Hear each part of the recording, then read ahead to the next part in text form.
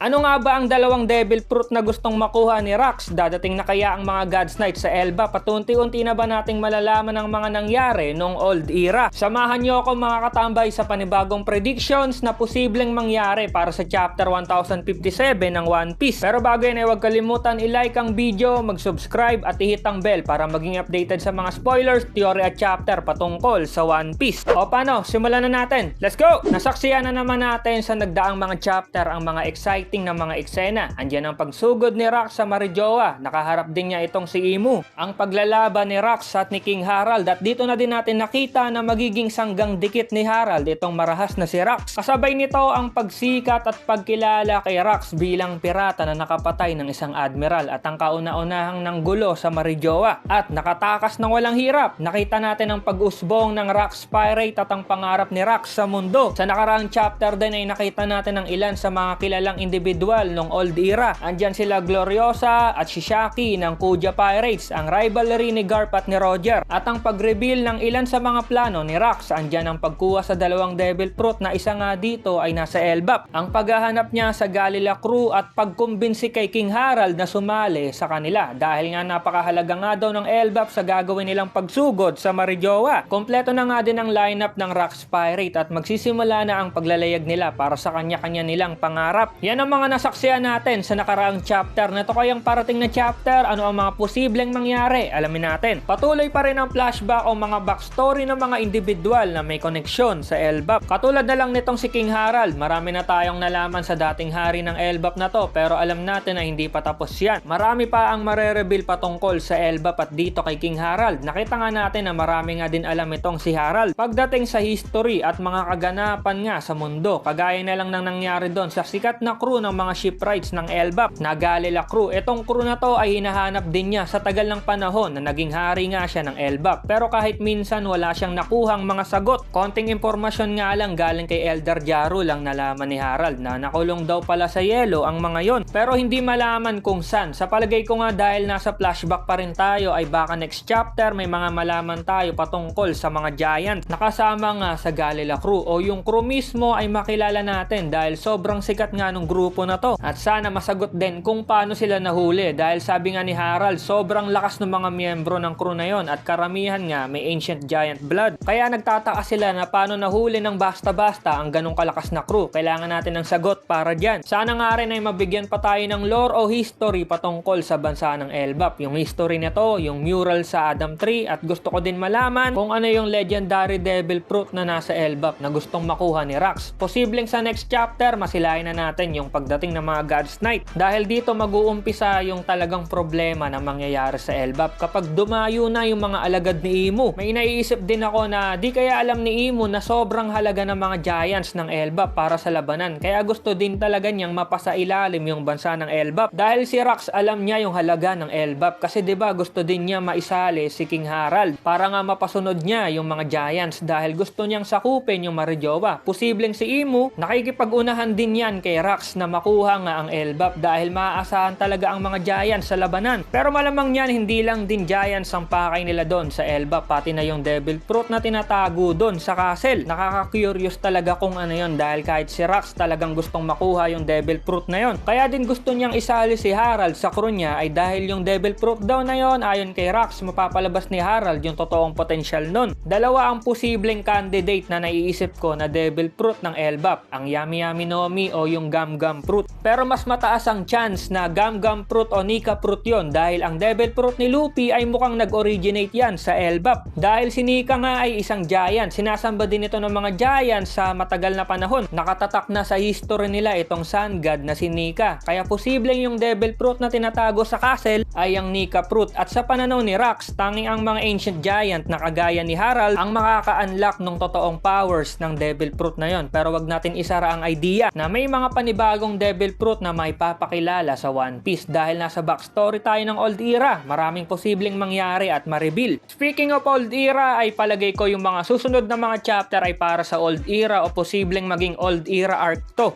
Maraming mga impormasyon, mga pagre-reveal, mga karakter na ipapakilala, history ng Elbap at ng mundo, mga exciting na labanan at mga plot twist. Sobrang daming posibleng maganap at mga sagot ang malaman natin sa backstory na nagaganap ngayon sa Elbap. Hindi lang ang buhay nila Hyrule din Loki at ni King Harald ang nakikita natin ngayon, pati ang mga sobrang tagal na nating kilalang mga individual sa One Piece ay mas nakikilala na natin sa prime nila. Sa nagdaang mga chapter nga nakita natin ang marahas, matapang at maabilidad na si Rax D. Sebek. Pero hindi lang yan ang nagpagulat sa atin dahil nito nga nakita natin ang mga dating empress ng Kuja Pirates na sila Gloriosa at si Shaki. At ang nasa prime pa na sila Garp at Roger na matagal na natin gustong makita na maglaban. Ang ilan sa mga miyembro ng Rax Pirate na katulad na lang nila Captain John, sila Big Mom at ang totoong itsura ni Silver Axe. Ang lulupit nga ng mga to sa prime nila. Sa tingin ko nga next chapter may mga Rax Pirate pa tayong makikilala. Isa na dyan si Gil Bastar, yung gunslinger ng Rax Pirate. Gusto ko din makita to at kung paano to lumaban. Saka to yung may clone na parang kay Wolverine. Mukhang malakas din to. Sure na may mga scene ng Rax Pirate next chapter dahil nung nakaraan nga ay sinimulan na nila ang paglalayag nila. Dahil medyo kompleto na nga ang mga to. Malamang na may mga ipapakita sa atin kung ano yung mga napuntahan nila, mga ginulo nilang mga lugar, mga plano pa nilang ihahanda para nga sa Marijoa o pumunta ba ulit sila sa Elbap dahil nga kailangan talaga nila itong si King Harald. Panigurado na maraming sinang Rax Pirate next chapter. Posible din na maipakita sa atin sa susunod na chapter itong mga tropa ni Garp at kung ano ang nangyayari sa Marines. Katulad na lang nila Sengoku, sila Churu, yung right hand man ni Garp na si Bogart, yung prime na Rear Admiral Kong. Sana may pakilala din yung mga admiral nung panahon na yon. At kung sino yung napatay na admiral ni Rax, sana malaman din natin kung sino yan. Malay natin, makita natin yung kabataan nila Akainu, si Kusan o si Kizaru at itong anak ni Garp na si Dragon. Dahil 'di ba dating Marine to, sana maipakita yung mga early days ni Dragon sa Marines, nakaka-excite yan. Panigurado na ang pinaka magiging focus talaga dyan ay si Rax na naman dahil marami nga tayong kailangan malaman dito sa taong to. Isa na dyan yung mga gagawin niyang hakbang at plano, pero tingin ko may mga ire-reveal tong si Rax patungkol sa origin niya. Malay natin may konting sagot tayong malaman patungkol sa D-Clan. Ano ba ang meaning talaga niyan? Isa ba yung samahan o tanda ng crew ni Joy Boy nun? Mga sumasamba kay Joy Boy, mahalaga bang simbolo yon o isa lang talagang ordinaryong letra? Marami pa rin tayong tanong patungkol dyan sa D-Clan. Ito mukhang posibleng mangyari to next chapter, yung unang paghaharap nila Rax at ni Roger. Nakita na natin ang rivalry ni Garp at ni Roger. Mukhang panahon na para makita din natin ang labanan nitong si Roger at ni Rax. Itong mga to ay magiging rival rin pero sa titulo na ng pagiging Pirate King. Alam nyo mga katambay na malaki ang chance na si Rax ang nakapagbukas ng pinto ng kaalaman sa mundo para kay Roger. Kung bakit mas naging adventurous si Roger, ano pa ang mga matutuklasan nito patungkol sa history, sa pangarap at hindi pa alam ni Roger sa karagatan. Dahil alam natin na si Roger nasa kabataan pa lang niya to sa panahon ni Rax. Etong si Rax medyo matanda pa kay Roger at marami ng experience. Baka nga kay Rax niya malaman yung tungkol sa kahalagahan ng D-Clan. Yung history, patungkol kay Imu, baka nga maikwento ni Rax yan sa pagkikita nilang dalawa. Kaya din siguro mas gustong i-explore ni Roger ang mundo dahil dito kay Rax. Kaya 'di ba gigil na gigil din si Roger na mapuntahan yung Last Island na Laptail. Dahil panigurado na hinimok ni Rax to na hanapin yon dahil yun yung magbibigay ng sagot kay Roger sa lahat ng tanong nito sa mundo. At syempre dahil posibleng masaksiyan na natin na magkita sila Roger at Rax, ay panigurado maglalaban yang dalawa. Parehong may sobrang lakas ng Conqueror sa haki itong mga to. Kaya asahan natin na matindi yung laban ng dalawa na yan. Pero wag tayong mag-expect na mananalo si Roger. Posibleng ito ang twist dyan dahil rookie days to ni Roger. Malamang na mas malakas pa rin si Rax sa kanya. Malamang na isa to sa dahilan kaya si Roger pumunta ng God Valley dahil nalaman niya din siguro na baka pumunta si Rax doon. At malalabanan na naman niya itong si Rax. Speaking din ng God Valley ay baka nga sa susunod na chapter ay baka maibigay na sa atin ang buong pangyayari sa araw na yon kung ano ang kinahinatnan ng laban. Mga nangyari no na pagtatraidor ng mga miyembro ng Rax Pirate, paano natalo si Rax. Eto malupit to. May tanong pa rin ako na ano kaya yung treasure na kinuha nun sa Hachinosu na pinakatatago-tago nila Rax. Ito kaya yung sinasabi ni Rax na dalawang devil fruit. Nakuha na kaya niya to noon kaso nga lang ninakaw sa Hachinosu at dinala sa God Valley. Kaya nung naradyohan ni Genie ang nangyayari sa God Valley, ang premyo nga doon ay ang mga kayamanan at devil fruit. At dito na sumugod si Rax sa God Valley dahil alam niya na nandun yung tinatago niyang treasure. Isa kaya sa dalawang devil fruit na binanggit ni Rax ang nakuha sa kanya at dinala sa God Valley. Palagay ko hindi pa yan yung nasa Elbap. Maliban dyan, nahanap na nila Rax yung isa pang devil fruit na yon. Pero ano kayang klase ng devil fruit to na nagsanhi pa ng pagsugod ni Rax sa God Valley? Nakaka-curious kaya abangan natin yan. Sa mga nasabi ko na teorya o pananaw ay mas mabuti pa din na abangan na lang natin ang mga susunod pa na chapter. Na-excite lang tayo dahil palupit na ng palupit ang mga nangyayari. Kayo mga katambay, ano sa palagay nyo ang mga posibleng mangyayari sa paparating na chapter. Comment nyo lang sa baba at babasahin ko yan. Salamat sa pagnood at see you sa next video. Over and out!